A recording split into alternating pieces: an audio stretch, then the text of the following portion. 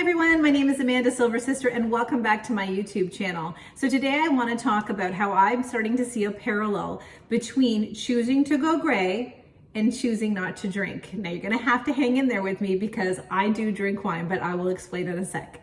So if you're brand new here, please click that subscribe button. I really appreciate that. If you can like this video, leave a comment. That's always fantastic because then this video will get pushed out to other people who need to see it.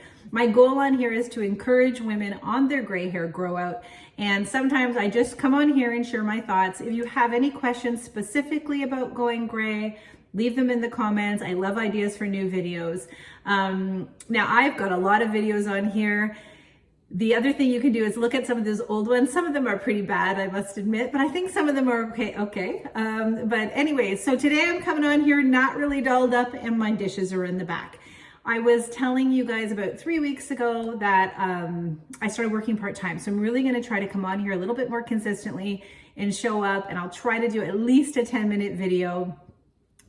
Anyways, so for those of you that don't know me, before I get onto the topic of hand, so my name is Amanda and I am a gray hair influencer over on Instagram. I have about 45,000 followers over there. And a lot of my old stuff is the gray hair stuff. And then now I've done a lot of Amazon stuff because what happens. It's what happens when you're an influencer. It just morphs to other things. So this channel, I love coming on. I have a smaller group, but a lot more engaging group. And I feel like the dynamics from YouTube to Instagram is a little bit different as well.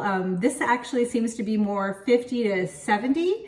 And then on Instagram, I see more 30 to 60 year olds. So actually, if you want, leave your age down. I'm super curious, who this channel is attracting.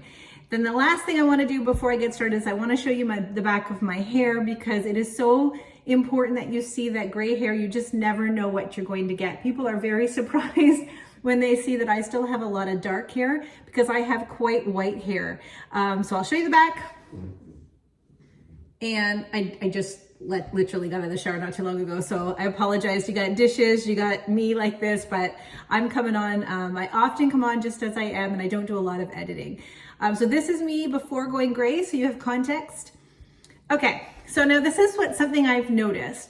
So if you're on your gray hair grow out, then you probably notice that your friends and your family will often, or coworkers, just people that you're comfortable with, they're often going to come up and give you their unsolicited advice.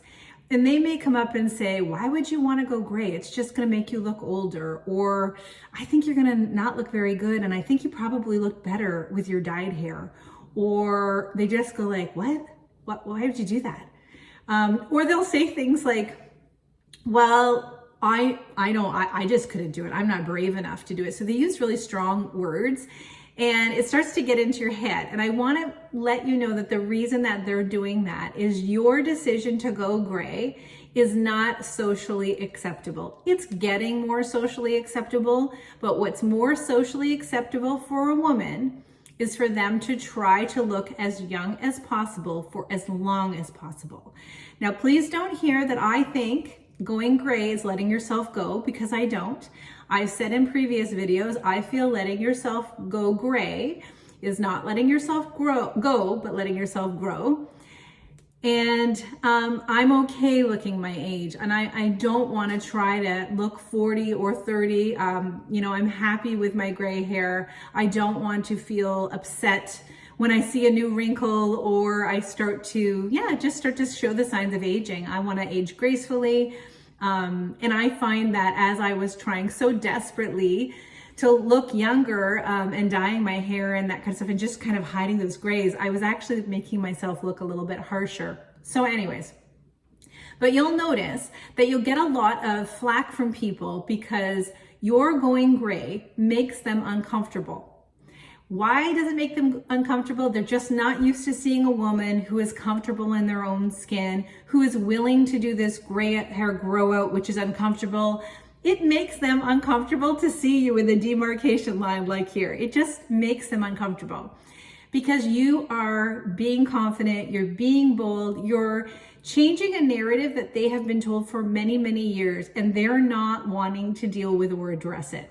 And that's fine. They don't have to, but that's where that's where those comments are coming from. So don't take them personally. If they came up to you and said, you know what, I hate your green hair, you'd be like, okay, well, I don't have green hair, so fine.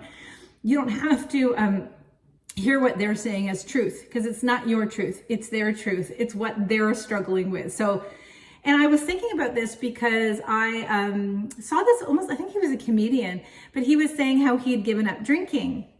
And when he goes out in public, people are like, oh my God, what do you mean you've given up drinking? Like, and they give him a lot of pushback about it.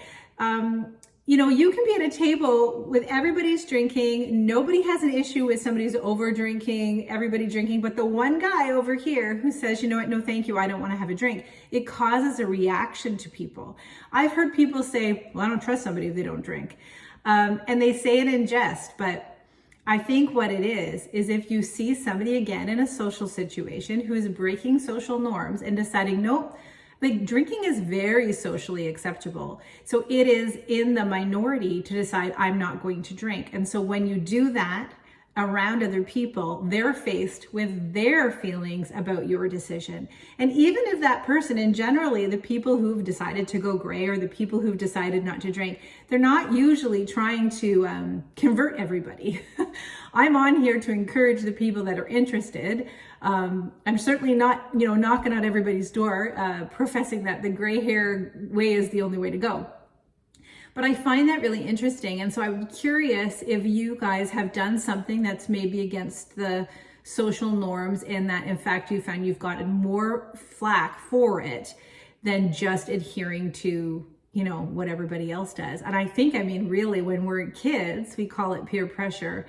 And, you know, you experience that a lot in high school, you know, and dress this way, make sure you try this, do this.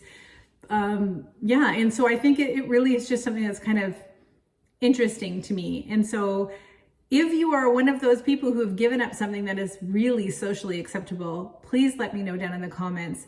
And then tell me how it has impacted you as a person, because for me, ditching the dye has really increased my confidence and just a acceptance about who I am. And I don't really feel the need to prove anything to anybody. If I did, you wouldn't see dishes in the back here. And I would be a little bit more done up today, but you know what? You can look back in the other videos. Some of them look pretty good. I come on here just as I am because I'm comfortable with who I am. If you've seen some of my other videos, I don't edit because I don't have time to edit. But I think it's really important to kind of create this community and encouraging women. If you are wanting to look at some of those old videos, go right ahead. I think the content is good, and I think the comments are really good. So go back and take a look at them. You'll see the changes throughout this YouTube channel as I've learned and upgraded my phone, but everybody's on a learning curve, so that's fine. So anyways, that's it. That's all I have to say today, guys. I'm really trying to be consistent in coming on here, so let me know what you want me to talk about.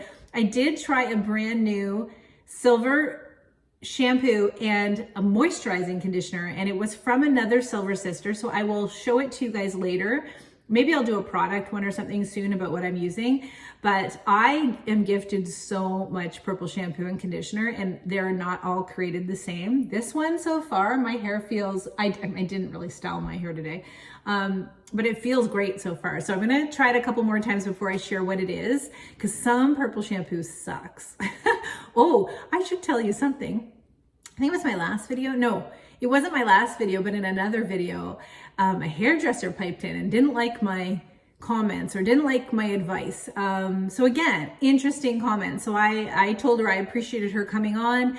And I was telling her, like, sometimes I'll grab my dry hair and put my purple shampoo in there, and I find that does really good. So she commented about that, but I don't know if she was upset at first. It sounded like she was a little defensive, telling me not to give advice. But here's the thing, with any advice I give, and I should just clarify this, or it's just my experience. So this is just what's worked for me. These are just my opinions and my thoughts, and I'm always happy to share them. Yeah, that's it. So anyways, I have got to run. It is a dreary day here in Ontario, but I have a couple more errands to do. I think I told you guys I work part-time now. Oh my gosh, I love the work-life balance. But it just happens to work out that every other weekend, I'm going to have a Friday and Monday. So off. So I get a long weekend every other weekend working part-time. Yeah, so that's pretty exciting, and hopefully it will give me some time to be a little bit more present on here with you guys. Okay, thanks for watching till the end if you did. I appreciate you guys are my favorites. Okay, take care. Bye-bye.